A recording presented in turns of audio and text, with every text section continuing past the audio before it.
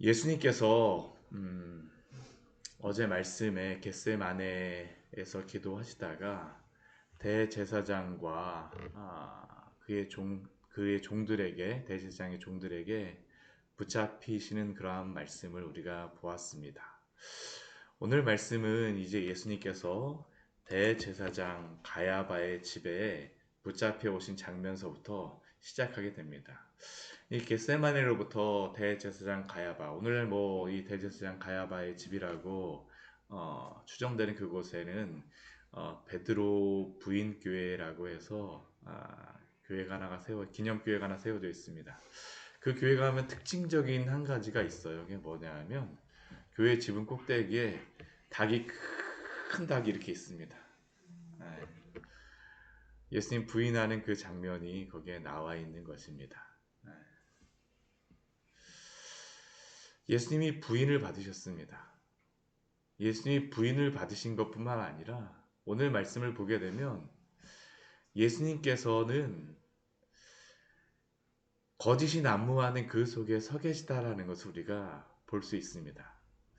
오늘 말씀을 보면 계속적으로 반복돼서 나오는 그러한 단어 중에 하나가 거짓이라는 것입니다. 거짓, 거짓, 거짓.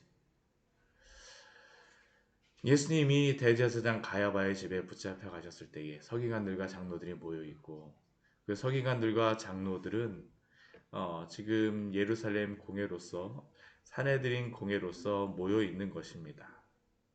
그곳에 모여 있는 그 속에서 사람들이 보기에 객관적으로만 본다라면 누가 참된 권위를 갖고 누가 참된 하나님의 백성으로서 서 있는 것처럼 보이겠습니까? 예, 맞습니다. 서기관과 장로들, 이 사람들이 바로 참된 신앙인처럼 보이겠죠. 오히려 예수님은 어떻게 보일까요? 거짓된 이단의 한 사람처럼 보였을 것입니다. 거짓 그리스도로서 보였을 것입니다. 오늘 증명하고자 하는 것이 바로 그것입니다. 예수님이 거짓인 것처럼 보이게. 오늘날 이 시대 가운데에서 오히려 참된 교회보다도 이단들이 더 교회도 흥하고 부흥합니다. 어떻게 보면 전도하는 것도 더 열심히인 게 요즘에 보면 이단 교회들이 더 열심히 하고 있어요. 이런 걸 보게 되면 참 오늘날 이 시대에 신앙의 모조품의 그러한 모습들이 참신앙보다 더 진짜처럼 보이는구나 라는 그런 생각을 해봅니다. 예수님 시대에도 그랬습니다. 항상 모조품의 그러한 신앙을 가진 그러한 자들은 더 진짜인 것처럼 보입니다. 예수님께서 이 바리새인들과 이 종교 지도자들을 향해서 계속 말씀하셨던 것이 위선적인 신앙에 대해서 계속 말씀하셨었는데 오늘도 그렇죠. 오늘 이들이 그 예수님을 그 사내들인 공회, 그 70명의 사람들이 모여 있다라고 아는 그 공회에 예수님을 붙잡아 왔지만 지금 그곳에 예수님을 재판하기 위하여서 세웠지만 이 모든 그러한 재판은 사실은 거짓 재판입니다. 거짓 모임입니다. 위선적인 모임일 수밖에 없습니다. 왜냐하면 이 그 사내들인 공회가 모여야 되는 그러한 몇 가지의 그 지켜야 되는 그들의 규칙이 있습니다. 물론 이 시대의 그러한 것은 아니지만 200년 후 정도에 밝혀진 그러한 그것을 통하여서 문서를 통하여서 이들이 모일 때 어떤 때 모여야 되는가라는 것이 기록되어져 있는 게 있는데 이때와 그렇게 많이 차이가 나지 않기 때문에 이들이 모이는 그러한 것은 이러한 것들을 지켜야 된다라는 게 바로 그들의 나와 있는 거죠. 그들이 어떠한 때에 모여야 되냐면 첫 번째는 70인의 공회로 구성된 이 사내들인 공회는 이들의 회합 장소는 예루살렘 성전의 이스라엘 뜰 안에서 모여야 됩니다. 이스라엘 뜰 안. 그러니까 이스라엘 뜰 안에서 모여야 되는데 오늘 지금 이들은 어디에서 모이고 있습니까? 대제사장 가야바의 집에서 모이고 있습니다. 밤중에는 그 예루살렘 성전의 그러한 그 대제사장의 그러한 것들이 잠겨져 있기 때문에 문을 잠그기 때문에 이들이 그것에 가지 못하는 겁니다.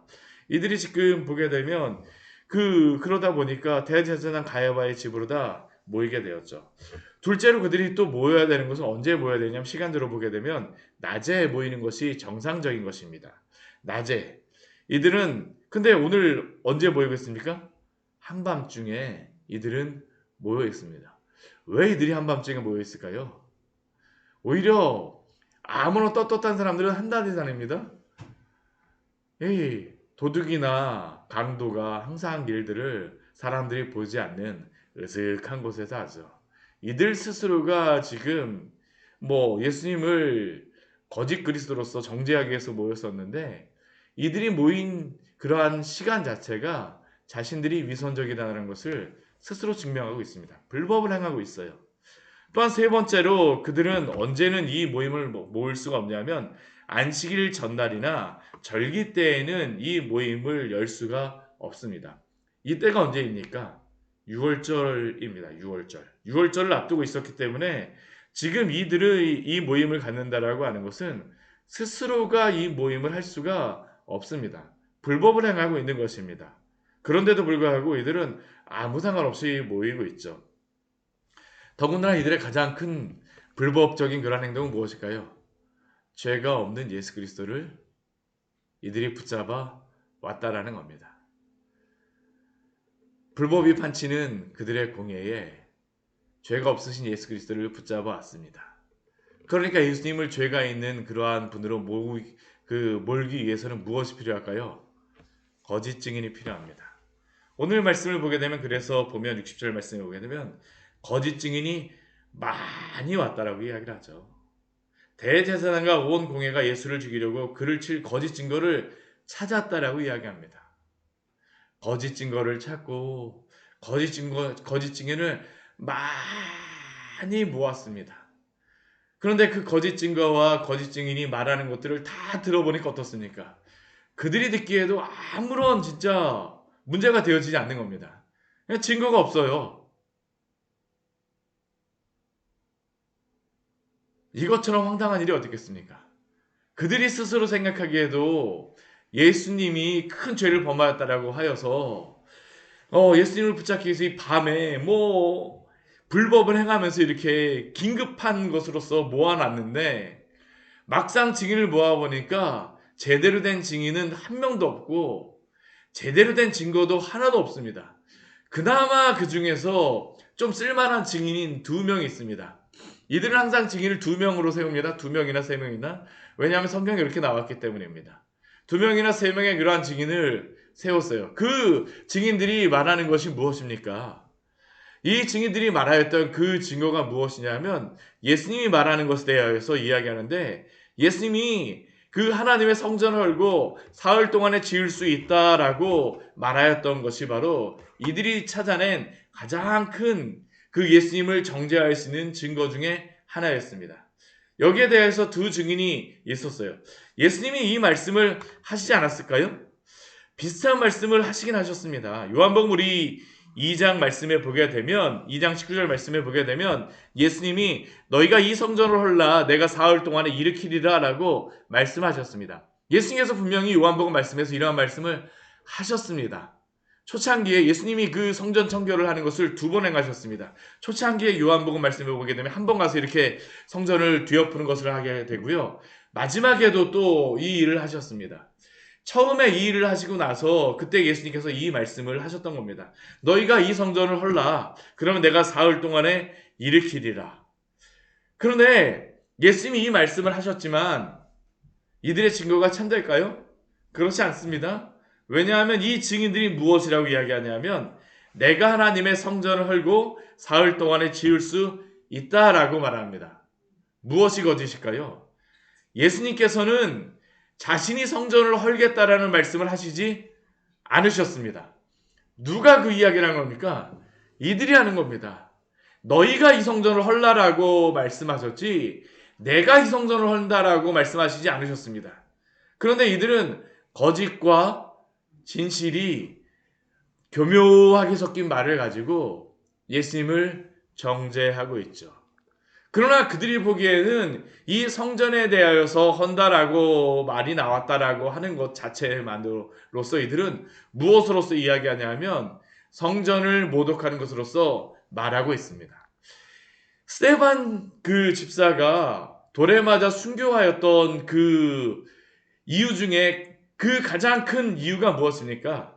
바로 성전 모독죄입니다.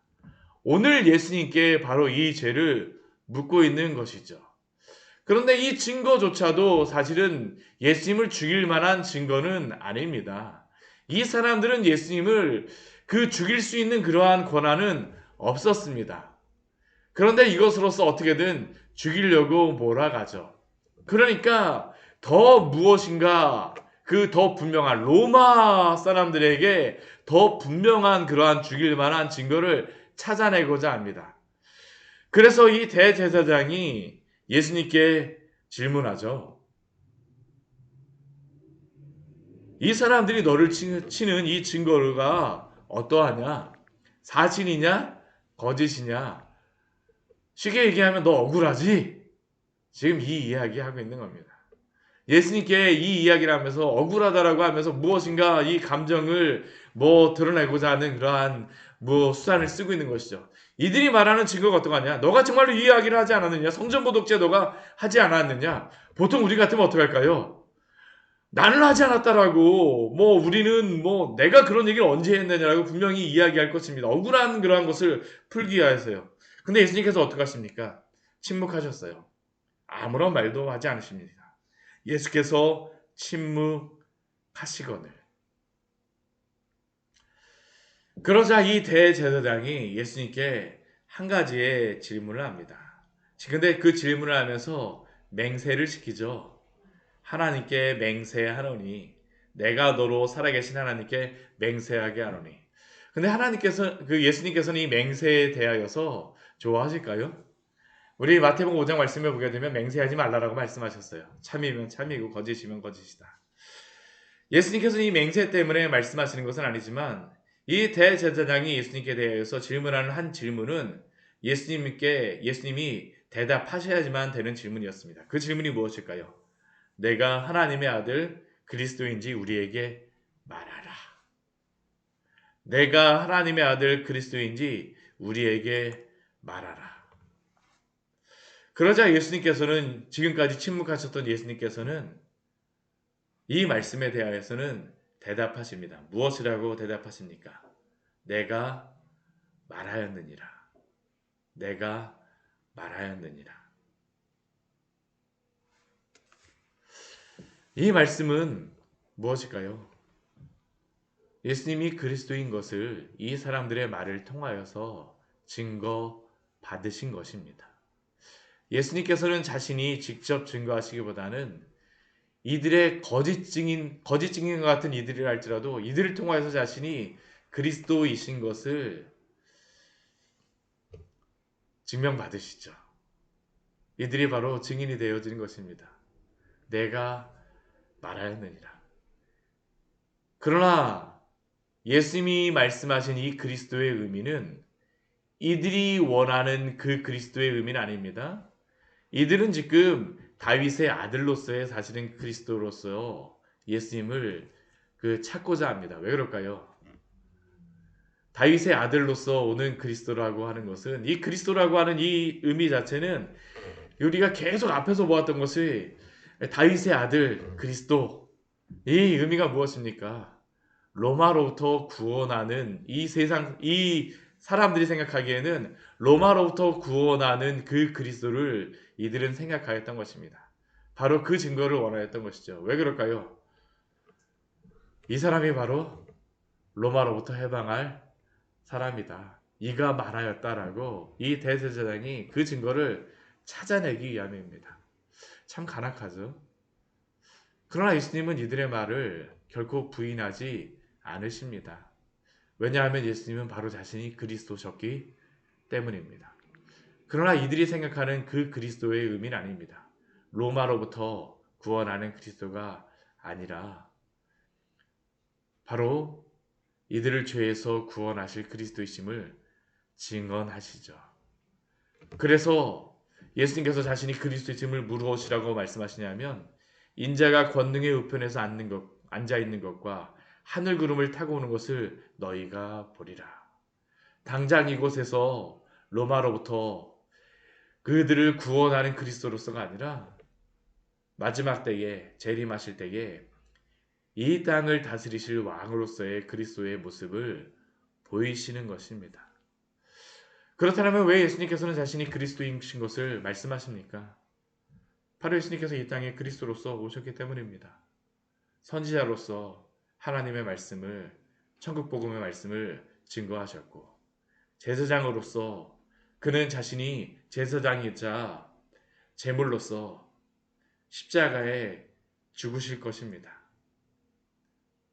죄를 담당하시기 위해서 오셨습니다. 그리고 그 구원하신 자들을, 그를 믿는 자들을 다스릴 왕이심을 예수님께서는 오늘 모든 사람들에게 보이시는 것입니다. 그런데 이것에 대하여서 예수님이 자신이 그리스도이심을 이렇게 밝히시자 그 다음에 대제사장이 하는 그러한 행동이 무엇일까요?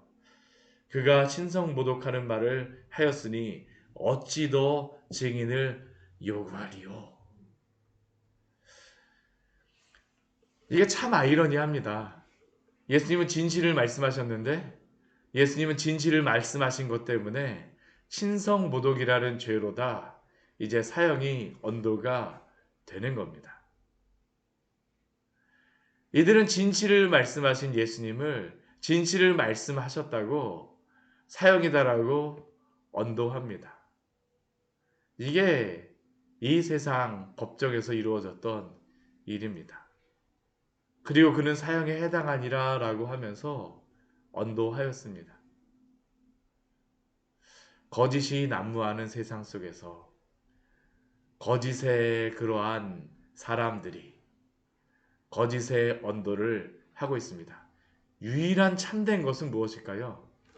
오직 예수 그리스도만이, 예수님만이 그리스도시요 참된 구원자이신 줄 믿습니다. 유일한 참된 진리는 하나밖에 보이지 않죠. 예수님이 우리의 구원자이자 그리스도이자. 그리스도라는 그러한 의미조차도 이들은 잘못된 것으로서 말하고 있는데 그리스도만이 참된 그리스도이심을, 그리스도가 의미가 무엇인가를 말씀하시고 이 이유 때문에 예수님께서 십자가에 못 박히십니다. 그리스도이기 때문에 못 박히시는 겁니다. 그 다음에 이루어지는 행동은 무엇일까요? 우리 67절과 68절 말씀을 보게 되면 이렇게 이들이 예수님에 대해 사형을 언도하고 나서 행동하는 것이 있죠. 얼굴에 침을 뱉고 주먹으로 치고 손바닥으로 때립니다. 그리고 예수님께 질문하는 것이 있습니다. 무엇이라고 질문합니까? 그리스도야, 우리에게 선지자 노릇하라. 너를 친 자가 누구냐? 이들이 지금 질문하는 것은 무엇일까요? 너가 이것을 마치면 그리스도고 마치지 못하면 그리스도가 아니다라고 말하고 있죠. 그런데 우리가 알 것은 무엇입니까? 이들이 예수님을 그리스도라고 증언한다라고 해서 예수님이 참된 그리스도일까요? 세상의 사람들이 말한다라고 해서 예수님이 그리스도로 증명이 됩니까? 아닙니다. 예수님은 하나님의 아들로서 그리스도로서 이 땅에 오신 줄 믿습니다. 이것은 시간이 지나고 사람이 바뀌고 누가 이야기하고 누가 증언을 하였다라고 해서 예수님의 그리스도 되심이 변하는 것이 아니라 예수님은 어제나 오늘이나 우리를 구원할 유일한 그리스도요 구원자이신 줄 믿습니다. 내가 곧 길이요 진리요 생명이니 나로 말미암지 않고는 오직 하나님께로 올 자가 없습니다. 그렇기 때문에 예수님은 오늘 이 자리에서 십자가의 그 형 언도를 받으시는 것이죠. 참된 그리스도로서 예수님께서는 죽으시는 것입니다. 그 다음에 벌어지는 것이 무엇입니까? 예수님에 대해서 절대 부인하지 않겠다라고 이야기하였던 예수님의 제자였던 베드로가 어떻습니까? 3번 부인합니다. 오늘 말씀을 보게 되면 모든 세상의 사람들은 다 부인합니다. 예수님이 다 거짓이라고 이야기합니다. 참 아이러니하죠. 나는 절대 내가 죽을지언정 당신을 부인하지 않겠습니다라고 이야기하였던 이 베드로 어떻습니까? 그의 그 확신과 확정적인 그 결단의 답변은 한 여종의 말서부터 깨지기 시작합니다. 한 여종이 와서 묻습니다. 너도 갈릴리 사람 예수와 함께 있었도다. 크게도 이야기하지 않았습니다. 너 갈릴리 사람 예수와 함께 있었지. 그러니까 베드로가 어떻습니까? 이 여종은 조그맣게 이야기했을지 모르지만 베드로는 모든 사람 앞에서 부인하여, 이 여종이 모든 사람 앞에서 뭐 이런 이야기가 없습니다. 근데 이 70절 말씀 보면 어떻습니까? 베드로가 모든 사람 앞에서 부인하여, 목소리 어떻게 할까요? 크게 쓸 것입니다. 난 아니야. 나는 내가 무슨 말을 하는지 알지 못하겠노라. 이번에는 다른 여종이 와서 이야기합니다. 베드로가 자리를 피합니다. 앞문으로 나아갑니다. 근데 다른 여종이 쓱 지나가면서 이야기합니다. 너도 거기 있었던 것 같은데? 이 사람도 나사렛 예수와 함께 있었도다. 그러니까 베드로가 이번에 어떻게 할까요? 맹세하고 또 부인하여 이르되. 맹세가 더 들어갑니다. 큰 목소리만으로 안 됩니다. 맹세하기 시작합니다. 나는 그 사람을 알지 못하노라. 나는 그 사람을 알지 못하노라. 그러자 이번엔 어떻습니까? 다른 사람이 또 이야기합니다. 조금 곁에 섰던 사람들. 베드로가 거짓말하고 있다라는 3명의 증인이 여기 있습니다. 너도 진실로 그 도당이라. 내 말소리가 너를 표명한다. 그는 자신이 아니다라고 큰 목소리로 하면 할수록 그 옆에 증인을 어떻습니까? 더 많아집니다.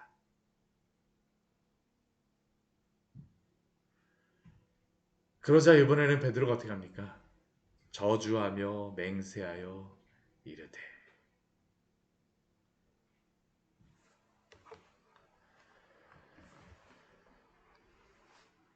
오직 예수님만이 진실이고 나머지는 다 거짓입니다. 심지어는 그 제자 베드로까지도 예수님을 부인합니다. 왜 예수님을 베드로는 부인할까요? 언제 이런 일이 발생합니까? 우리라고 예수님을 부인하지 않을까요? 누가 예수님을 부인합니까? 우리 마태복음 16장 24절 말씀에 보게 되면 예수님께서 이렇게 말씀하셨습니다.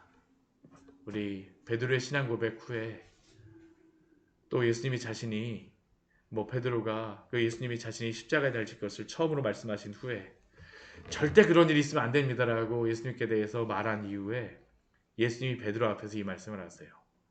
이에 예수께서 제자들에게 이르시되 누구든지 나를 따라오려거든 자기를 부인하고 자기 십자가를 지고 나를 따를 것이니라.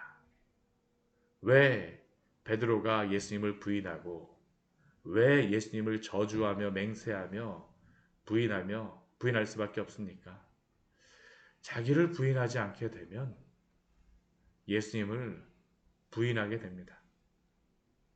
항상 이렇습니다. 이거는 자기를 부인하지 않는다면 결국 우리는 우리의 선택의 순간, 위기의 순간 우리는 예수님을 부인하게 됩니다.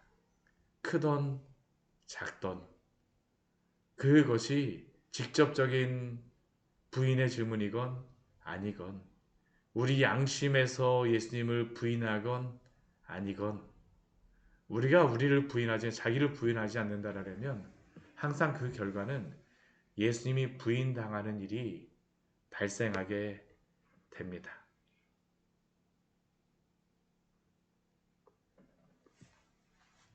베드로의 행동이 무엇일까요?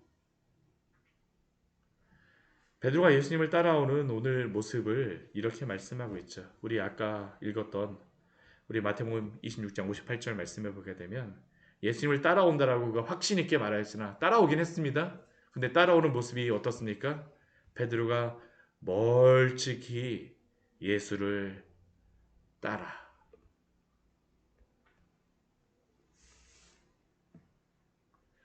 우리의 확신으로 예수님을 따르는 것이 아닙니다. 자기를 부인하지 않는다면 우리는 예수님을 부인할 수밖에 없습니다. 어느 정도는 따를 수 있습니다. 그러나 그 따르는 모양이 어떻게 할까요? 멀찍이 나의 이익에 따라 때로는 예수님을 따르기도 하지만 따르지도 않게 됩니다. 이게 바로 자기를 부인하지 않을 때 일어나는 일이죠. 예수님께서는 마태복음 10장 32절과 33절 말씀에서 제자 파송 말씀을 하실 때에 이러한 말씀을 하셨습니다. 누군지 사람 앞에서 나를 시인하면 나도 하늘에 계신 내 아버지 앞에서 그를 시인할 것이요. 누구든지 사람 앞에서 나를 부인하면 나도 하늘에 계신 내 아버지 앞에서 그를 부인하리라. 주를 부인하지 마십시오.